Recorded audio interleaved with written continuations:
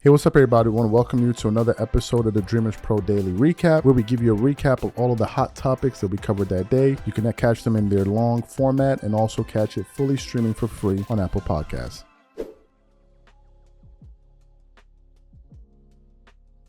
I was just literally combing through the internet and I came across this article here. But as you guys know, about a month or so ago, Shannon Sharpe went viral on the internet for basically having some hoo-ha time. And the video was recorded and it was published all over the internet. Everybody was losing their damn minds. And then they previewed a live that they were going to do on the Club Shay Shay channel on YouTube. Then the live started. And at one point when I was there watching it, it had 264,000 live viewers watching him. And he was explaining it. But as the live was getting prepped up, you could see that they were marketing this product that was featured in the post that he put on Instagram. And as I'm watching it, I'm like, okay, well, he's supposed to be apologizing, but then he's kind of bragging about it. I'm like, who brags about something they're ashamed of, something happening? I'm like, okay, this is confusing. And then a lot of people then began to speculate that, okay, look, this was a publicity stunt. They did it for the views. They did it for the gram. They did it for whatever came with it, whatever monetary windfall that came with that. That's why they did it. But Shannon said, no, it's not true. It's not true. It's not true. As a matter of fact, Marco and I were arguing about this, talking about this about a week or so ago. I told him, I said, look, we share the same, we have the access to the same Instagram account for Dreamers Pro. So I said, I want to try something. I want to see if I can go live. And since you have access to the account, I want to see if you'll be able to shut it down on your end. Right, because Shannon said essentially he didn't know he was live. Then his assistant said that his assistant had to turn it off. So we tried it; it couldn't work. Marco said he had no access to do. He couldn't remotely discontinue my live. He couldn't do it. But apart from the fact, even if that was possible, which we tried and it wasn't possible, the steps that were needed to take to go live, they're like 4 or 5. I mean, it was just absolutely impossible. And when you think about the fact, okay, my phone is about to go live, but I'm in the act of doing this, having some hoo-ha time. I'm like, okay, how does all of this work? So a lot of people have been, from that point forward, have been looking at Shannon with a side eye like, yo, I don't know. If he says this, I don't know if I should believe him. I don't know if I should believe him. So what happened? Recently, he had a sit down. He did an interview, rather, a viral interview with former Dallas Mavericks owner, Mark Cuban. And I tuned into it. I saw bits and pieces of it. I didn't watch it like in its entirety. And they talked about a range of things. They talked about Luka Doncic, Dirk Nowitzki. They talked about foreign players versus American players. They talked about a range of things. But there was one particular part during the conversation where they were talking about business, right? Because he was asking Mark Cuban to discuss business. Makes sense. He's a businessman, whatever. And in the midst of that, and mind you, I saw this clip at the time. But I didn't think much of it. Shannon basically disclosed to Mark Cuban that, look, man, there was a time where I signed with the Ravens and I had $300,000 that I was looking to invest. And I told my financial advisor, hey, man, there's just a new hot thing. Why don't we invest in Google stocks? And the guy was like, no, he doesn't think it's going to work. And then people subsequently started saying, man, if Shannon had done that, he'll be a billionaire today and all of that. So what happened? I came across the internet, and again, this is something I didn't think about because I had seen this a few days ago.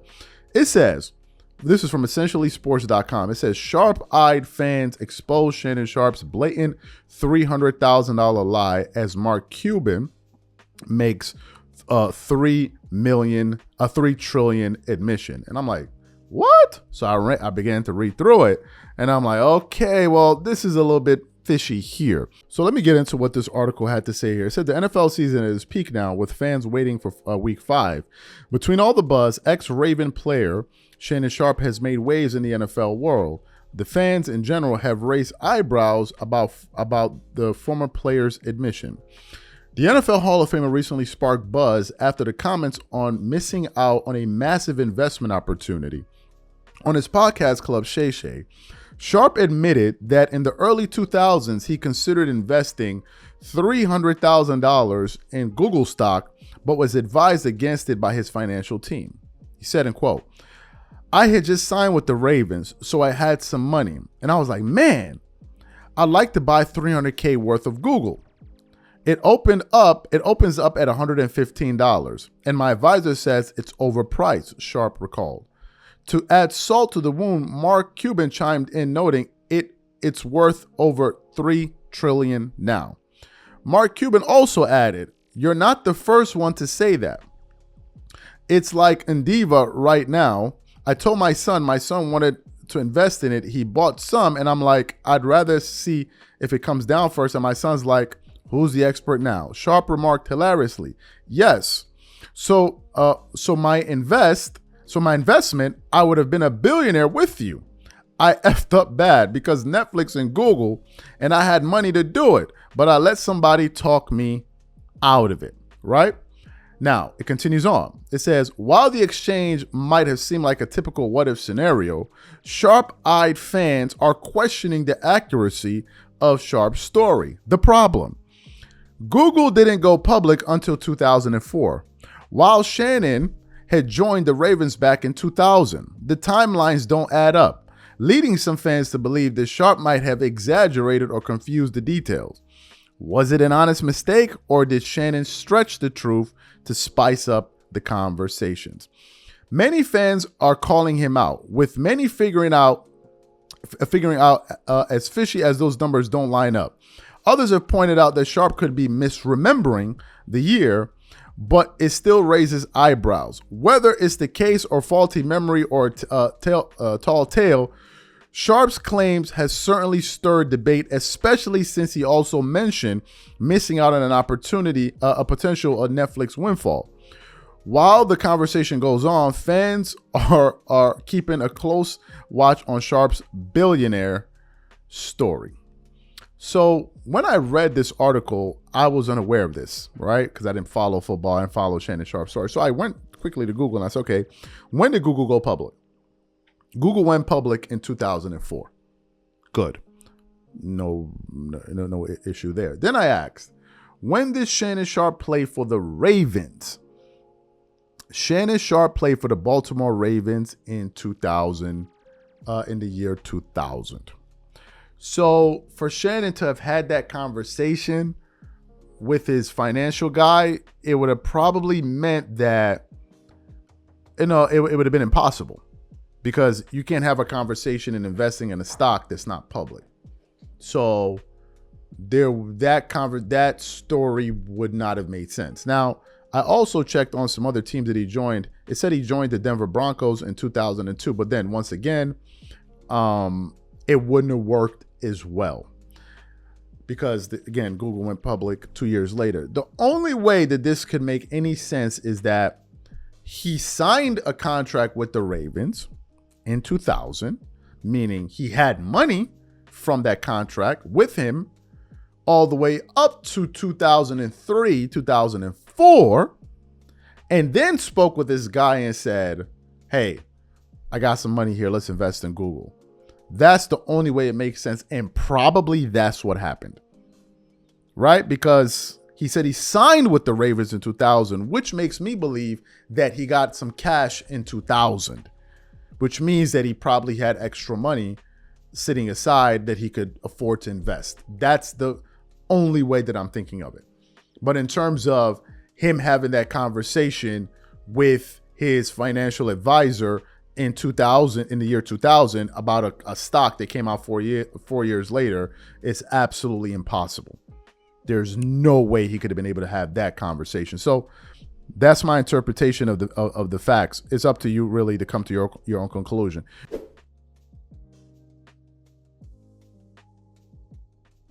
Preseason games are beginning today and tomorrow. If I'm not mistaken, it's either today or tomorrow. And I think the Lakers are going to be one of the teams that's included amongst those new preseason games. Now, why is it notable that the Lakers are going to be included? Yes, they're going to be playing today. Yes, against the Minnesota Timberwolves.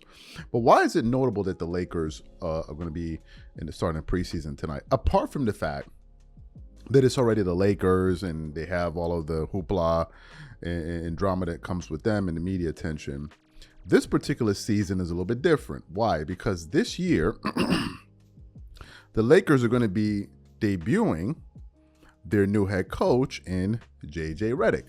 Now, prior to J.J. Redick getting the job, they had looked at people like Dan Hurley, but then ultimately that didn't end up working out.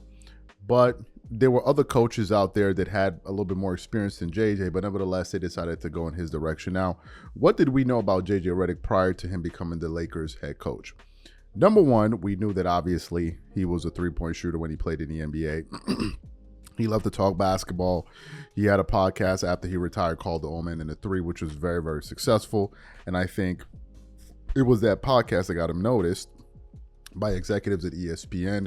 And then ultimately he became a contributor on ESPN. You saw him there on ESPN First Take. And then, you know, he would be there talking basketball. But he would also be very combative, especially with people who I guess were trying to form narratives or call out NBA players for various actions or things that they say. He would get very, very flustered over things like that. And then he would get into some very spirited debates. Like I remember the time him and Stephen A. Smith got into this huge debate over Kawhi Leonard, and JJ genuinely seemed to be pissed off. There was a thing about the Doc Rivers comments, and there was a thing with him and Chris Mad Dog Russo. There was a thing with him and Nikola Jokic, where Kendrick Perkins was basically trying to paint the narrative that, Nikola Jokic is stat padding, all of these different. So we know JJ from that. And then his role kind of morphed into a show that he had with LeBron James, the biggest star in the NBA, called Mind the Game podcast, right? And then after that, before you know it, here we are. JJ Redick is now the new coach for the Los Angeles Lakers, and there are a lot of expectations from him. I think there should be just as much expectations on JJ Redick as there is with any head coach coaching the Los Angeles Lakers. I don't think he should be exempt from anything. Darvin Ham didn't receive any exemptions. He was scrutinized heavily, right? Especially by Laker fans. So we're going to be looking for you guys to come out with that same fervor and passion this season, the same way you scrutinized Darvin Ham. Certainly not even taking into account the way the organization treated him as well. So what happened? This morning I was going through the internet and I came across an article. And as soon as I read the headline, I said, yep, this is JJ Redick. The article had the following headline. It says, JJ Redick calls out reporter for trying to create a narrative around Rui Hachimura. And I was like, boy, here we go. The season ain't even really kicked off like that yet. And JJ's already fighting with reporters. So let's get into what this article had to say here. It says, JJ Redick wasn't going to tolerate a reporter who tried to egg him into creating a narrative about Rui Hachimura. When the reporter asked him about what's the next steps Rui needed to take to develop, Redick turned the question around onto the reporter before lambasting him and saying that he could care less about Rui's impact on winning rather than what's the next step the reporter was referencing. Reporter, do you think Rui could take the next step for you guys? Redick, what is the next step? Reporter, you tell me. Redick, you tell me. You're creating the narrative. What is the next step? I don't care about the next step for Rui. I care about his impacts or how he impacts winning on our team. And for me, that's the next step. And I think he can do that. We have to look for opportunities for him to use his skills, particularly as an ISO and post player. We have to be cognizant of what his shot profile looks like in terms of the mid-range shots, the volume, and the percentage of shots he's taking from the mid-range. I think we've talked with him, and we've continued to emphasize with him. We will have high-level impact. We will have a high-level impact on winning. And then the article then says Redick was absolutely fair for calling out the reporter who was trying for what he was trying to do, especially considering the fact that it could have an impact on a player's psyche when a negative narrative is put out there about. So you heard what the article had to say there. A quick thing that I'm thinking about this as I'm talking about it before I even get into his comments. You know, it is going to be very interesting this season to see the coverage of the media of JJ Redick versus Darvin Ham. Do you know what I find to be interesting about JJ Redick? JJ Redick is talking like as if he has 3 championships. He's talking more than Greg Popovich. You would think JJ Redick is Greg Popovich by the way he was talking. I'm noticing that. So JJ already going at reporters and all of that stuff. And what I'm going to be most interested to see is what happens if this team starts losing or goes through a losing streak and JJ's still on this type of time, I'm going to be very interested to see, number one, how Laker fans react. Are you guys going to give JJ Redick a pass? And number two, I'm going to be very interested to see how the media reacts to JJ Redick. Because if I'm being honest with you, Darvin Ham was a lot more humble with his language when he took the job versus JJ. Darvin was like, man, I'm really grateful for the opportunity. JJ's like, I deserve to be in this spot. Two totally different dispositions here. And I'm just in marvel. Like I'm in awe at how JJ Redick is comporting himself in these interviews.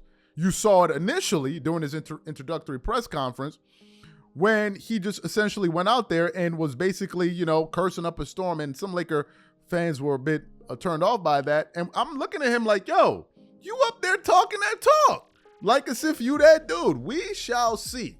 I'm gonna be waiting for all of you creators that sat up there and twerked all over the internet last season. I mean, twerking it up, tossing ones out the window. Couldn't catch them. Could not catch them. Every video, Darvin Ham is useless. Darvin Ham is a bloody fool. Darvin Ham is this. Darvin Ham is that. I'm gonna be looking for you dudes this season if the Lakers experience any turmoil. Because the way Coach Redick is talking right now, you would have thought son was Phil Jackson. You would have thought he was Phil Jackson. Okay. All right. We shall see.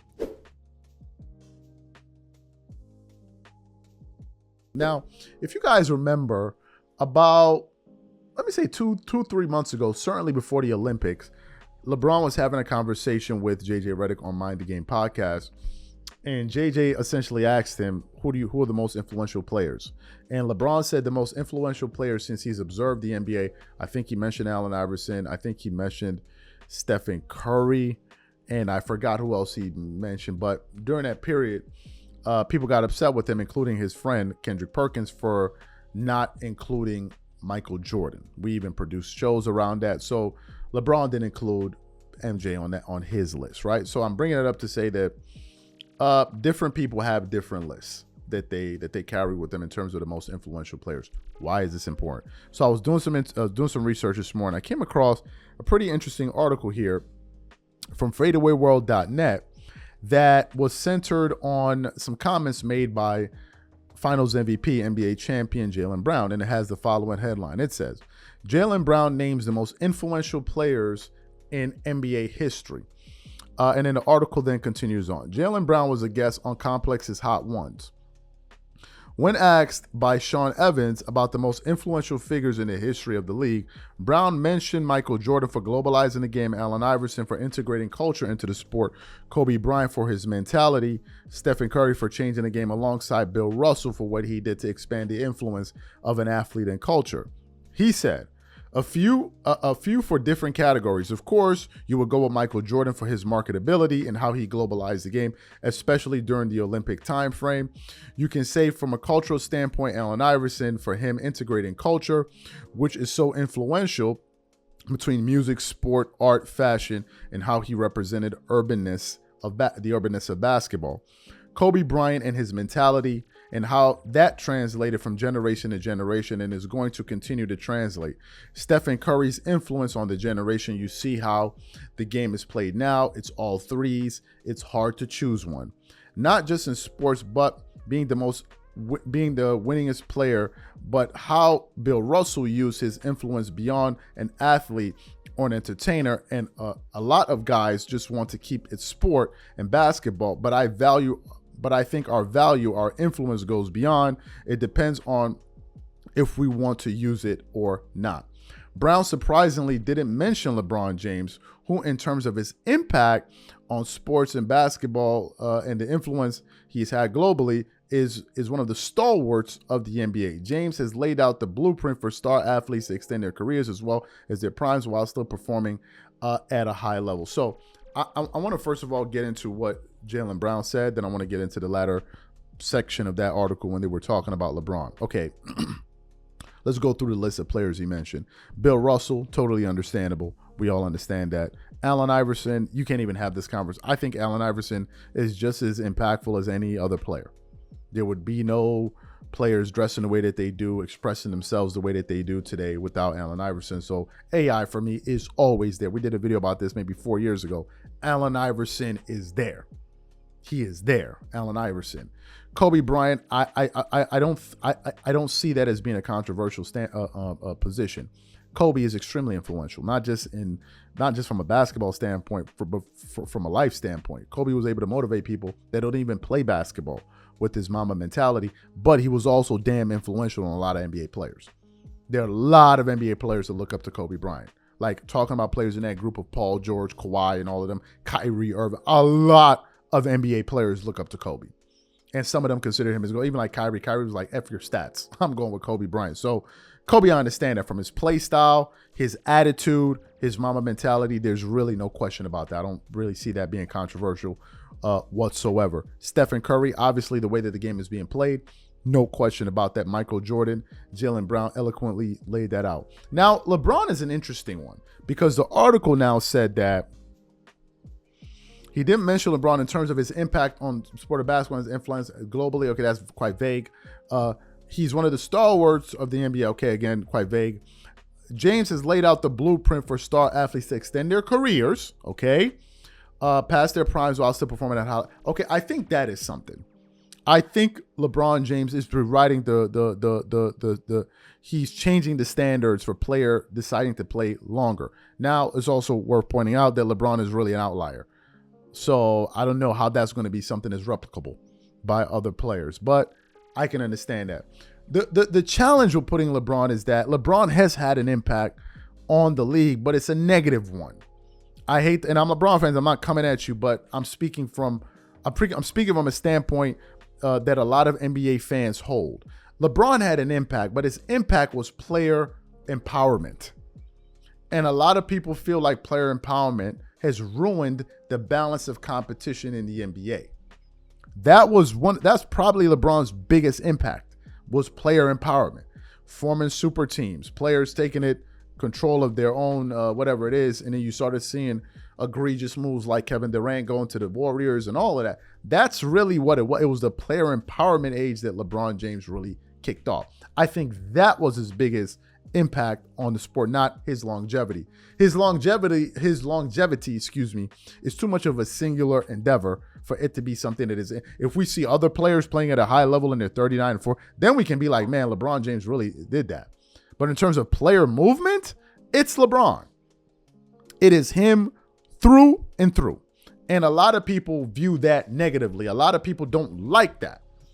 And I can give you some names: Charles Barkley, Michael Jordan. I remember when LeBron initially made the move to go play with the Miami Heat, and Michael Jordan said, I'm a competitive guy. I was thinking of beating Larry Bird and these guys. I'm not trying to play with them. So players that were from the previous generation than LeBron, they frowned upon that, right? And now we're hearing some younger guys coming up, talk like Jeff Teague and others, like, man, LeBron ruined the NBA with that. Some guys are now having the balls to come out here and say that. So I think that was LeBron's influence. So I'm not sure it was a positive thing, or certainly important enough to put it over guys that had a legitimate impact. You can't put that over Kobe's impact. You can't put that over Stephen Curry's impact. You can't put that over Bill Russell's impact. You cannot put that over Michael Jordan's impact. You cannot put that over Allen Iverson's. You can't do it, right? You cannot do it. So probably that's the reason he didn't put that up there, right? That is essentially the reason that I think that Jaylen Brown didn't mention, and I think that's the reason why a lot of NBA fans, if you ask them, hey, who's the most influential player ever, they're not going to put. Now, if you ask Stooges on ESPN and those guys, of course they're going to put it, because ESPN is a conglomerate made up of stooges, right? Just stooges going to sit up there, twerk it up all over today, slap each other with honey, run up and down the hallways, hollering and screaming, good dear Lord. I mean, these people cannot be stopped. So look, these are my thoughts on this. So the question to the audience is, number one, what do you think about Jaylen Brown's list? Number one. Number two, do you think he was fair to omit LeBron James from the influential players list? Whatever you guys think. And also, you give me your list. Give me your list of the most influential players to you and why. Whatever you guys think, leave your thoughts in the comments, and we catch you on the next show. Peace.